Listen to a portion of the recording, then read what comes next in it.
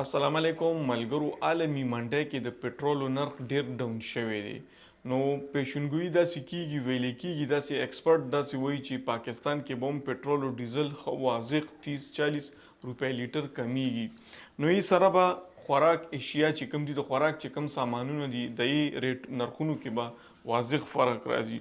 همدغه کشان د غوړو آیل چې کوم دي، کوکینګ آیل او غوړي، ای کې به وي پر کیلو 60 روپۍ فرق راځي، کمیږي به. د دې متعلق را سره نیوز دي، تاسو یې واورئ. Utility stores पर घी की कीमत में 60 रुपये फ़ी किलो तक कमी। मुल्क भर के तमाम यूटिलिटी स्टोर्स पर घी की कीमतों में कमी का इतलाक होगा। आम सार्फिन के लिए फ़ी किलो घी 455 से कम होकर 395 रुपये फ़ी किलो कर दिया गया, जबकि BISP रजिस्टर्ड सार्फिन के लिए 385 रुपये से कम होकर 325 रुपये फ़ी किलो कर दिया गया। यूटिलिटी स्टोर्स पर घी की नई कीमतों का इतलाक फौरी तौर पर नाफिजुल अमल होगा।